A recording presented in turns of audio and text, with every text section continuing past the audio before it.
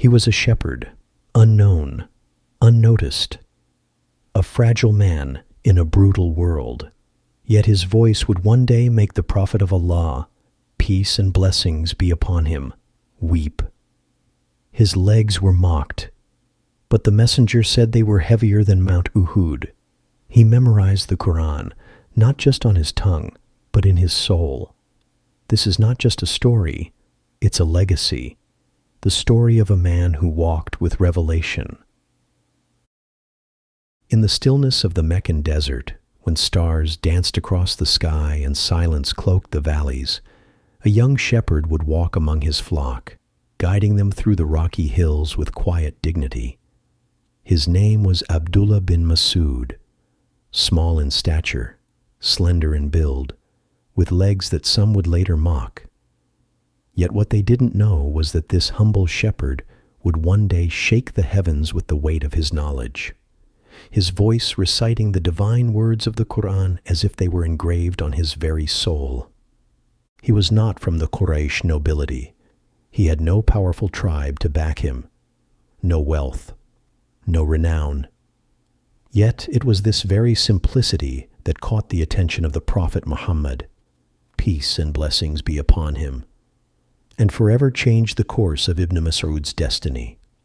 One day, as he tended to the sheep of Uqbat ibn Abi Mu'ayt, he noticed two strangers approaching. Their faces were noble, their eyes radiant. It was Muhammad, peace and blessings be upon him, and his companion Abu Bakr as-Siddiq. Hungry and tired from their journey, they asked the young shepherd, "Oh boy, do you have some milk we can drink?" He replied with utmost honesty, "The flock is not mine, and I cannot give you milk without the owner's permission." The Prophet, peace and blessings be upon him, smiled. A shepherd who speaks the truth even when no one is watching? That was rare and precious. "Do you have a young ewe that has never been milked?" he asked. "Yes," said the boy, and he brought it forth.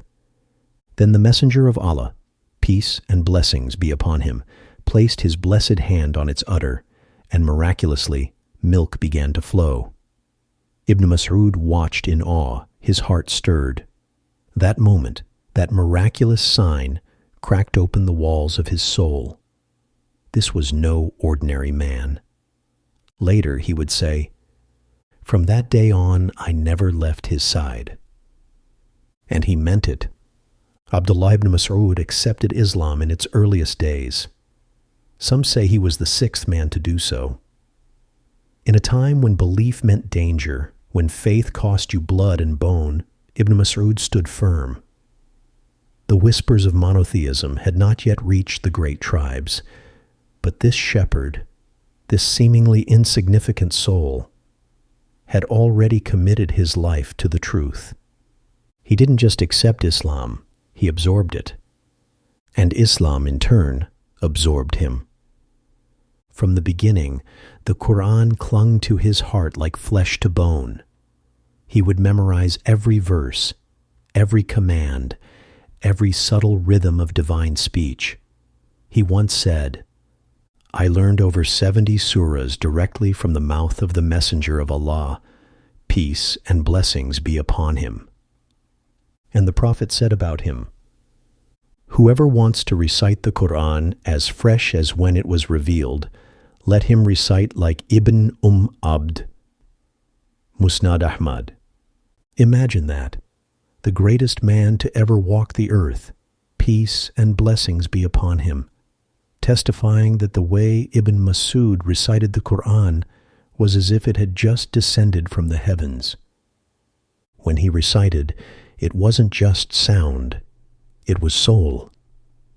It was as if the Qur'an found its own voice in him. He was more than a student. He was a shadow of the Prophet. So close was their bond that the companions used to say, "We thought Ibn Mas'ud was one of the Prophet's family members because he was always with him, entering and leaving his house without permission. He would carry the Prophet's sandals, his miswak, his water.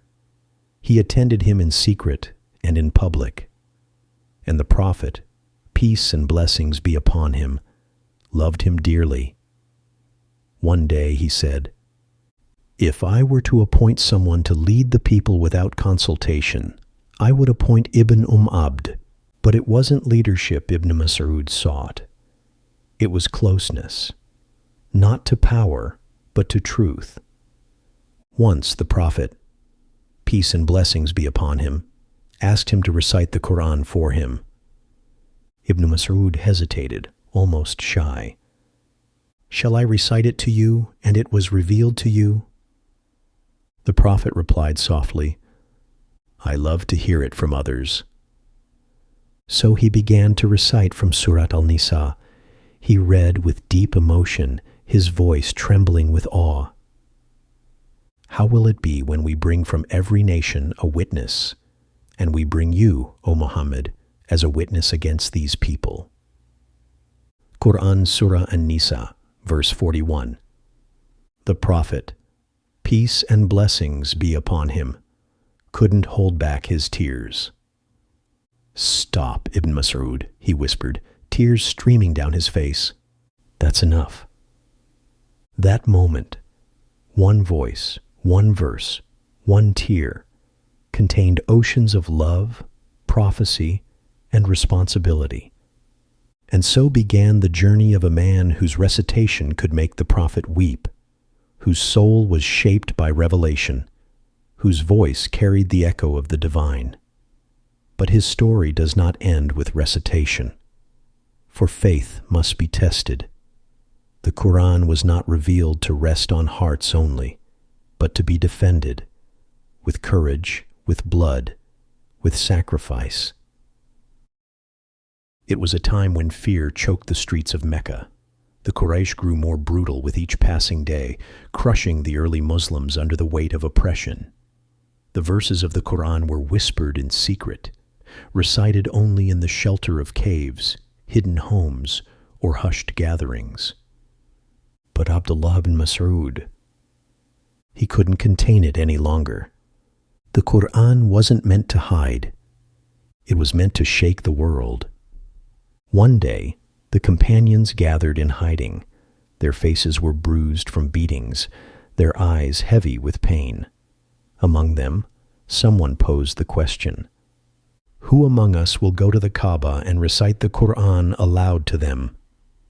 A heavy silence fell. Everyone knew what it meant. Death, maybe.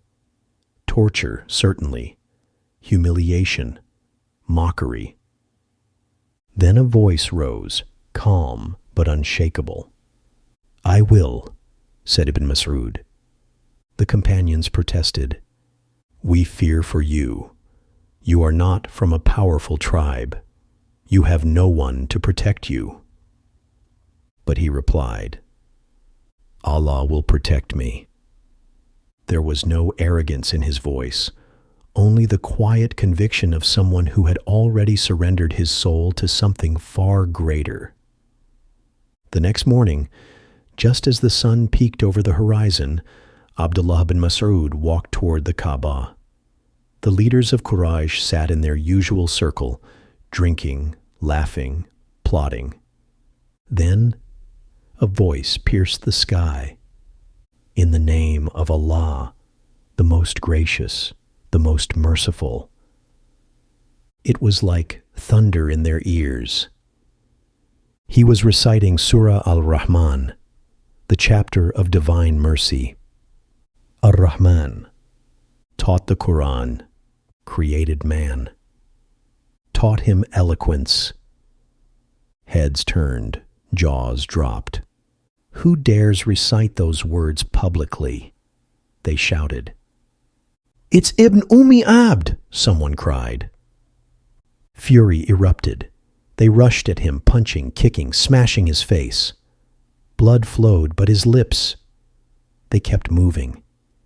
He didn't cry. He didn't run.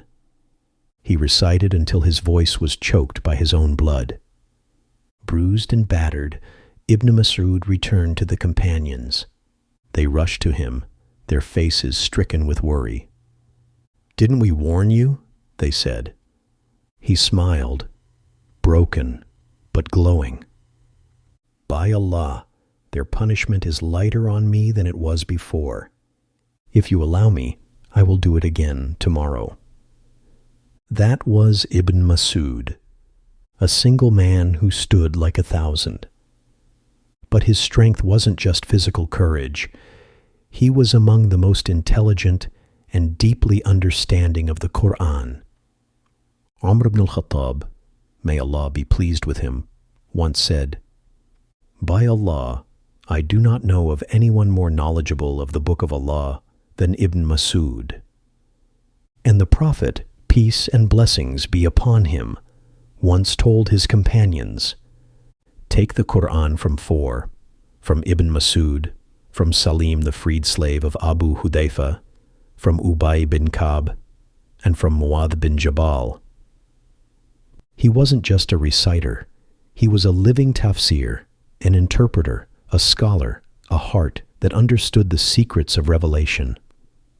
One night, long after others had gone to sleep, Abdullah bin Mas'ud was found praying alone, reciting verses with tears flowing down his face. "Has the time not come for the hearts of those who believe to be humbled to the remembrance of Allah and what has come down of the truth?" Qur'an Surat Al-Hadid, verse 16. He recited again and again, shaking with emotion. A man once heard him and said, "I thought his heart would break open from the fear of Allah." And that is how he lived, his body small, but his heart immense. But life was not only about worship and knowledge. With the expansion of Islam came responsibilities, lands to govern, people to teach, misguidance to correct. Ibn Mas'ud's brilliance would shine not only in Mecca or Medina, but in distant Kufa, where he would become a spiritual guide, a judge, and a living example of prophetic manners. Time had weathered his body, but not his resolve. The years passed, the students multiplied. The Qur'an had spread from his tongue to the hearts of thousands. And yet, Ibn Mas'ud remained the same simple man, humble, devoted, detached from this world. But even the strongest hearts must one day face the call of death. And for a man who had given his entire life to the Qur'an, the Prophet, and the Ummah, the final chapter was not marked by fear. It was marked by peace. As his health declined, Caliph Uthman ibn Affan, may Allah be pleased with him, came to visit him in his final illness. He asked, "What do you need, O Abu Abdurrahman?" Ibn Mas'ud, barely able to speak, replied, "Nothing." Uthman said, "Shall I order that a stipend be given to you from the treasury?" Ibn Mas'ud, weak but firm, said, "I have no need of it." Uthman insisted gently, "Let it be for your daughters after you." And Ibn Mas'ud replied with a voice that carried all the tawakkul of his life, "Do you fear poverty for my daughters? I have instructed them to recite Surat al-Waqi'ah every night, for the Messenger of Allah, peace and blessings be upon him, said, 'Whoever recites Surat al-Waqi'ah every night will never be afflicted with poverty.'"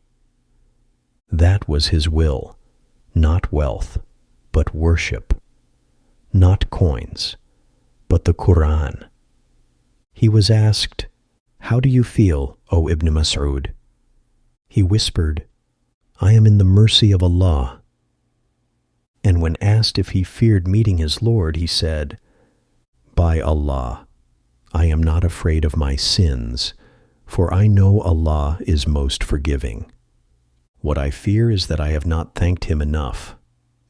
Even on his deathbed, his thoughts were not on himself, but on Allah. One of his closest students, Alqamah, sat by his side. The room was still, the shadows long, the air heavy with the scent of approaching death. Alqamah wept. Ibn Mas'oud reached out with his fragile hand and said, "Do not weep. Death is a bridge that takes the lover to the beloved."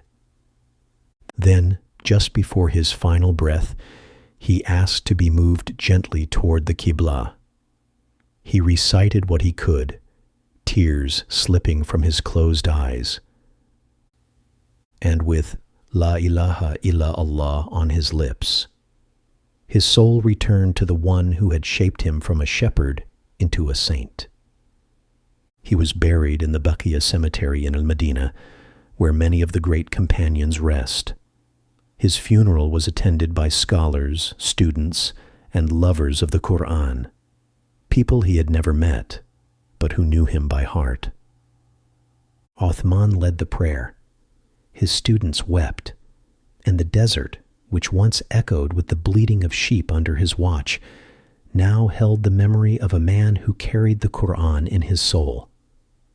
Today, when a child recites Qur'an with tajweed, when a scholar explains a subtle verse, when the Al-Hanafi school rules with justice, when a believer cries while reading Surah Ar-Rahman, that too is Ibn Mas'oud.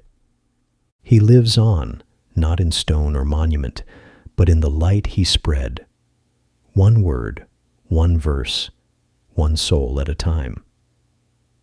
But before we close the book on this luminous life, we must pause to ask, what made Ibn Mas'oud so unforgettable? What qualities elevated him from a shepherd boy to one of the most beloved men to walk with the Prophet? Peace and blessings be upon him. In the hearts of the early believers, ʿAbdullaah ibn Mas'oud was not just a scholar. He was not just a companion. He was a mirror, reflecting the light of Muhammad. Peace and blessings be upon him with astonishing clarity. And now that his story is almost complete, we must ask, what made him so beloved by the Prophet? Why did scholars of every age venerate his name? And what can we, centuries later, still learn from the shepherd who touched the stars? Let us dive into the noble traits that made him unforgettable. Though he was praised by the Prophet himself, Ibn Mas'oud remained profoundly humble. He never sought position, never demanded respect. He once said, "The believer sees his sins like a mountain above him, ready to fall. But the hypocrite sees his sins like a fly that lands on his nose. He brushes it away." He walked this earth lightly, as if he didn't wish to disturb it. And yet, the earth still remembers him. He was a living vessel of the Qur'an. He said, "We would learn 10 verses and not move on until we had understood them and acted upon them." He didn't merely memorize the verses. He became them. Every ayah was a seed planted deep in his chest, watered by sincerity, blossomed by action. Imagine living so in tune with revelation that your voice makes the Prophet of Allah cry. This was Ibn Mas'oud. From his public recitation in Mecca to his confrontations with unjust rulers, Ibn Mas'oud stood firm like a mountain. He never bent to pressure, never sold his religion. He once told a young man, "Be a scholar or a student or one who listens, but do not be the fourth, one who is heedless, lest you perish." His courage was not just in speech, it was in living what he taught. He didn't just know the messenger, peace and blessings be upon him. He knew his soul. He walked with him, ate with him, served him, cried with him. The Prophet said, "Ibn Mas'oud, you are a learned man." And once, when the Prophet saw him climbing a tree and some companions laughed at his thin legs, the messenger turned and said, "By him in whose hand is my soul, They are heavier on the scale than Mount Uhud. Ahmad. Let that sink in. A man with nothing, no status, no muscles, no tribe. Yet his legs alone were heavier than a mountain in the eyes of God. Why? Because they stood only for truth. His knowledge of Arabic, grammar, and interpretation became foundational to generations of scholars. He would say, "If something comes to you from the Book of Allah, take it. If it comes from other than that, throw it against the wall." He understood the limits of opinion and the supremacy of revelation. He knew the difference between light and glitter. Despite his proximity to the Prophet and his mastery of the Qur'an, Ibn Mas'oud never felt safe from hypocrisy.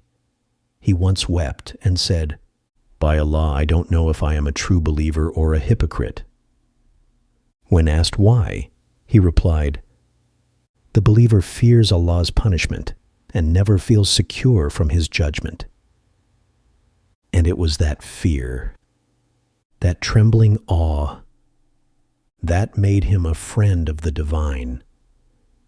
Imagine, if you could, sitting by his side in his final hours. You ask him, "O Abu Abdurrahman, how did you live so close to Allah?"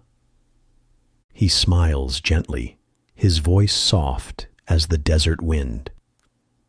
"I listened when others ignored. I obeyed when others delayed. And I loved the Prophet, peace and blessings be upon him, more than I loved my own breath."